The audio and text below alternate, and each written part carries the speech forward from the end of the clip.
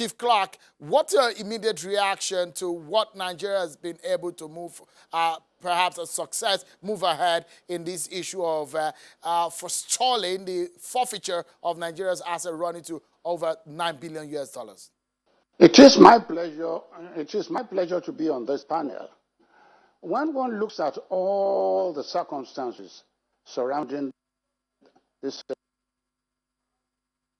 scenario, one has to ask some very, very important questions. How long has been out a judgment against the Nigerian government? Who are the lawyers representing Nigeria? Did it take a year? Did it take 2 years or 3 years? All these are very necessary to know whether really there is a scam or there is no scam. Number one, if the Nigerian lawyers were not present and we were only being represented by foreign lawyers, did they report to the government that such a huge, colossal high has been awarded against the government? And which government did they do? After knowing it's been delivered, did they do anything? And if nothing was told to them, were they not aware that this judgment had been taken to a forum where it was to be registered for execution? All these are things we all Nigerians want to know about. Let me be frank about this thing. I have acted for Nigerian arbitration. I have done a big one for NNPC in 2014, where when the judgment was to be delivered, we had to bring a motion here in a Nigerian court to say that they cannot enforce it. Now, you see, under international arbitration law, a municipal law can be used as a basis of any award. If we are clearly sure that there was fraud in whatever manner it was, and fraud mitigates or removes any contract, we could have done that.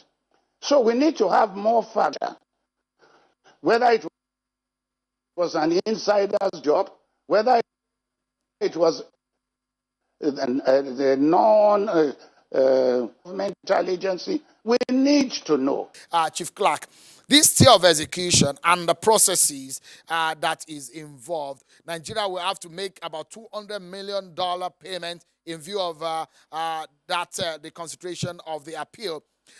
What are the chances that we stand, considering how the case in Nigeria has gone in this P&ID case? Some cases, one of the first one, some of them, they pleaded guilty and the case ended and the judgment came. And the other one is ongoing. With what has happened in Nigeria and what has gone in UK today, what are the chances of Nigeria of winning this case at appeal? Now, I'm going to say is that a stay of execution enables judgment not to be available until the motion for stay and court. Area advice, and which I know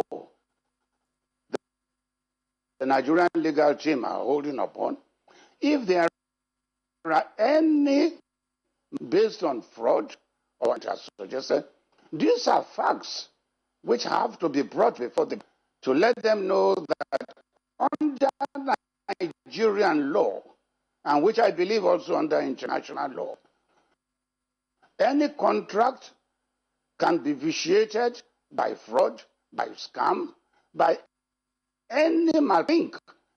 These are questions of facts. If we have the facts, I don't see why all international fora will not accept that that contract upon which the judgment is being enforced upon is void ab initio. It has been voided because of the fraudulent acts involved. And if these are proved before the courts, I think we will have the judgment set aside. but we have to work hard. I have not had the opportunity of reading that. It calls for many an arbitration